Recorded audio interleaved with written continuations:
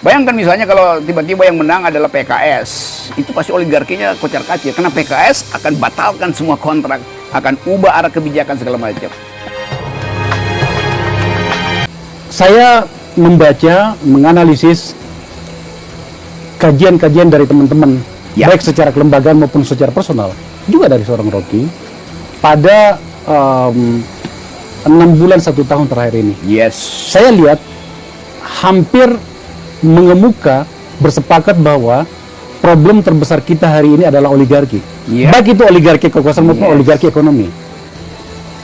Dengan nama-nama yang akan muncul dan sudah muncul untuk 2024. Menurut Anda, seberapa besar ancaman oligarki itu tetap membayangi kita? Apakah kita bisa mengatakan nama-nama ini mungkin bisa menghilangkan keraguan kita tentang mereka, menyangkut dengan perilaku oligarki, atau kita tetap harus khawatir dengan itu? Oligarki memantau nama-nama ini. Oke. Dan oligarki akan invest ke dalam nama yang surveinya paling tinggi. Atau bahkan oligarki memilih nama lalu menyewa surveyor gitu. Kan itu yang mesti kita curigai itu. Kenapa? Karena modal itu dia perlu konsolidasi supaya 2024 sistemnya masih memihak pada dia. Okay. Bayangkan misalnya kalau tiba-tiba yang menang adalah PKS, itu pasti oligarkinya kocar-kacir. Karena PKS akan batalkan semua kontrak, akan ubah arah kebijakan segala macam. Nah karena itu nama-nama ini yang lagi muncul sebetulnya juga minta untuk diasuh oleh oligarki. Anda yakin PKS bebas dari oligarki?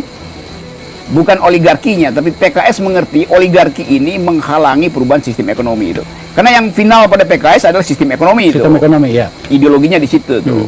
Jadi kalau tentu PKS butuh dana segala macam, tapi dia punya focal point, yaitu ideologi itu. Nah, yang lainnya kan nggak punya ideologi kan, calon-calon ini kan. Karena dari awal terlihat pragmatisme itu, ingin menonjolkan di PKS sampai sekarang nggak nyebut nama itu. Karena beberapa nama-nama itu juga punya basis politik, basis parpol yang relatifnya juga disiplin pada beberapa yang mereka yakini.